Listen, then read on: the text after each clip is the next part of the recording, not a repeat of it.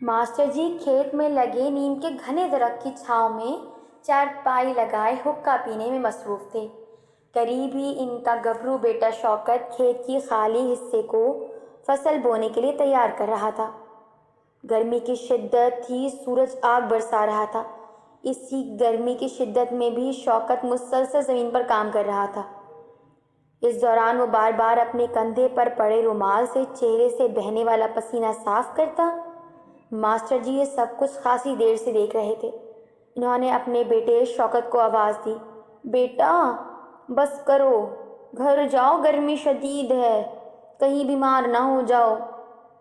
شوکت مسکراتے ہوئے بولا، ابا جی میری ہڈیاں اتنی کمزور نہیں یہ گرمی کی شدت برداشت نہ کر سکیں۔ وہ تو ٹھیک ہے بیٹا، لیکن اپنی صحت کا بھی خیال ضرور کرو، ماسٹر جی نے کہا۔ بس ابا جی تھوڑی ہی کام رہ گیا ہے، شوکت کام کرتے کرتے بولا۔ بیٹا باقی کام کل کر لینا، اپنے جسم کو آرام بھی لینے دو، ماسٹر جی سنجیدگی سے بولے۔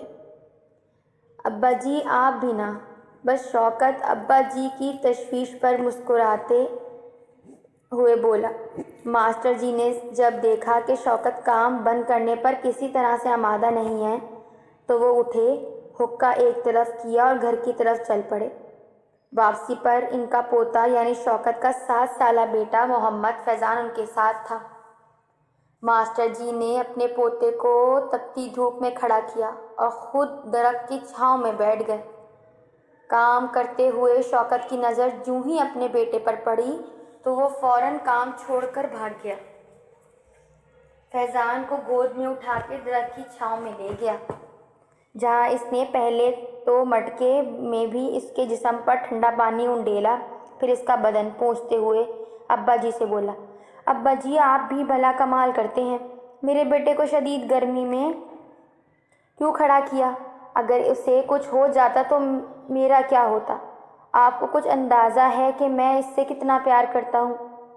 شوکت نے شکایتی انداز میں کہا، اور پھر بہت دیر تک فیضان کو پیار کرتا رہا۔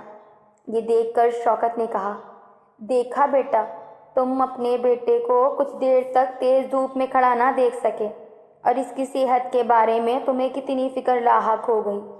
تم بھی تو میرے بیٹے ہو، میں بھی یہ کیسے برداشت کر سکتا ہوں کہ تم کسی بیمار یا اذیت کا شکار ہو؟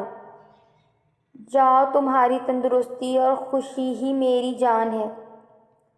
یہ سن کر شوکت کی آنکھ میں نمی تیرنے لگی اور پھر وہ ابا جی کے قدموں میں بیٹھ کر ان کے پاؤں دبانے لگا۔ پھر اس نے اپنے سر ابا جی کی گود میں رکھ کر آنکھیں بند کر لیں۔ ماسٹر جی بھی اس کے سر پر ہاتھ پھیرنے لگے۔